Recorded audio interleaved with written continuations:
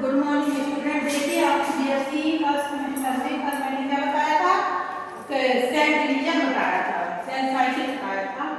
आज मैं आपको बता रही हूँ माइटोसिस या समसूत्री विभाजन।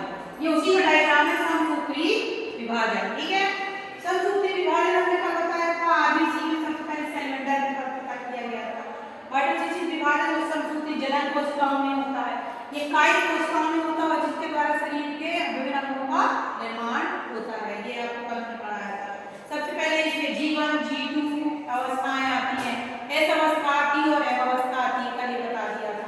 अब इसकी अवस्थाएं जो होती पहले ऊपर प्रोफेज, ये बिना विभाजन की अवस्था जो होती है इसको हम क्या कहते हैं, प्रोफेज अवस्था। कौन सी अवस्था? प्रोफेज, जो बिना विभाजन की अवस्था होती है। ठीक है, इसको हम कहते हैं प्रोफेज अवस्था।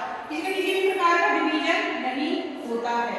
ठीक है, इसमें क्रोमोसोम दिखाई देते हैं। देखिए ये क्रोमोसोम है, न्यूक्लियस है के अंदर क्रोमोसोम दिखाई दे रहे हैं। ठीक है, आराम से इसे अर्ध क्रोमोसोम भी कहते हैं। इनमें एक दूसरे से लिपटे रहते हैं, ये एक दूसरे से लिपटे होने के कारण ही रहते एक दूसरे से लिपटे हैं, इसलिए हम इनको अर्ध क्रोमोसोम भी कहते हैं। ठीक है, प्रोफेज अवस्था में इसमें क्या होता है, दोनों तरफ दो बिंदु, देखो एक इधर बिंदु और एक इधर बिंदु बनने लगता है। कौन सी अवस्था में?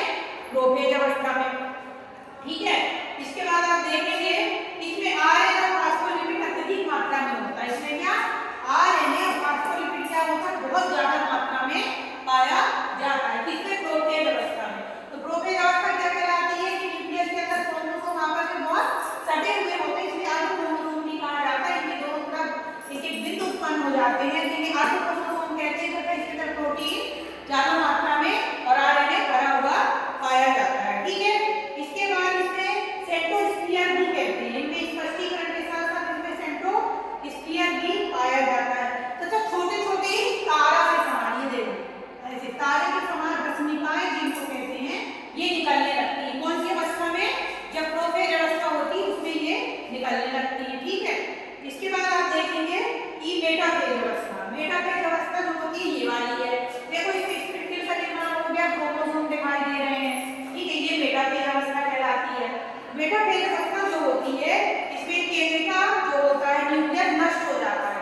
तो ये केंद्रक था ना बी, केंद्रक इस अवस्था में नष्ट हो गया और एक दो विघटन हो गया और इसमें स्पिंडल के समान बन गए और क्रोमोसोम भी दिखाई देने लगे मेटाफेज अवस्था में। ठीक है, गुणसूत्र कोशिका द्रव्य में तंतु के रूप में दिखाई देने लगते हैं इसमें। ठीक है, मेटाफेज अवस्था जो होती है इसमें प्रोटीन अलग अलग हो जाते हैं और एस्टर जो होते हैं स्टार के समान वो भी अलग अलग हो जाते हैं। ठीक है, ये हो गया, इसमें ये अवस्था होती है। फिर इसके बाद एनाफेज अवस्था।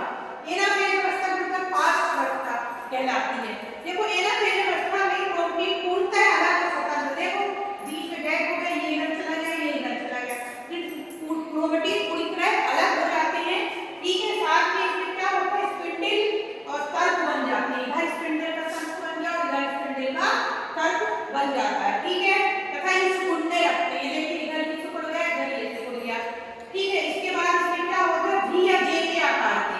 इसमें ये क्या होते हैं, कोई वी आकार का दिखाई देता है, कोई जे आकार का इसमें दिखाई देने लगते हैं। ठीक है, तथा इसके बाद क्या होता है, इनमें कुशिंग बॉडी भी कहते हैं। इसमें क्या पाया जाता है, गुणसूत्रों के दोनों समूह के क्षेत्र जो होता है, ये वाला क्षेत्र जो होता है गुणसूत्रों के समूह का, इसे कुशिंग बॉडी भी कहा जाता है। इसके बाद आती है टीलोफेज।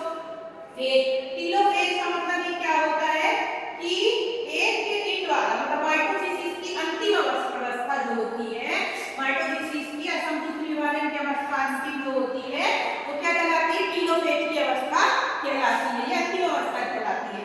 इसमें क्रोमोसोम कोशिका के विपरीत सिरे पर पहुंच जाते हैं, मतलब कोशिका के सेल के विपरीत सिरे पर इसमें क्रोमोसोम पहुंच जाते हैं।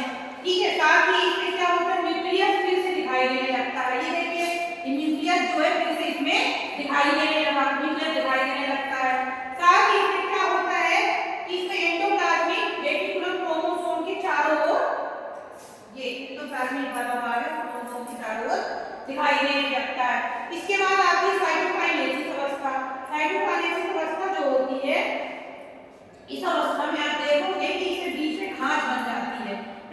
फिर इसके बाद आ जाते हैं अपन डाटर से, फिर दो अलग अलग पुतली कोशिकाओं का निर्माण हो जाता है। तो समसूत्री विभाजन का मतलब कि काई शारीरिक कोशिकाओं से इनका विभाजन हो गया, दो पुतली कोशिकाओं का निर्माण हो गया। ठीक है, ये क्या कहलाता है समसूत्री विभाजन का मतलब मेन मोटिव होता है जनन कोशिकाओं के। ठीक है, जो जनन कोशिकाओं में दो संतत कोशिकाओं में बांटना, देख रहे हो साइटोकाइनेसिस है, ये डाटर से दो अलग अलग बीज में एक ये और एक ये दो अलग अलग बन गए।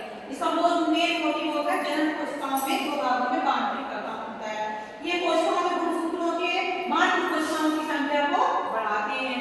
ठीक है, ये विभाजन में जीव के शरीर की वृद्धि, काया से मतलब क्या होता है बॉडी, शरीर की जो बॉडी होती है काया जो होती है उसको बढ़ाने का, सेल को ग्रोथ करने का जो काम करते हैं तो वो समसूत्री विभाजन के द्वारा होता है।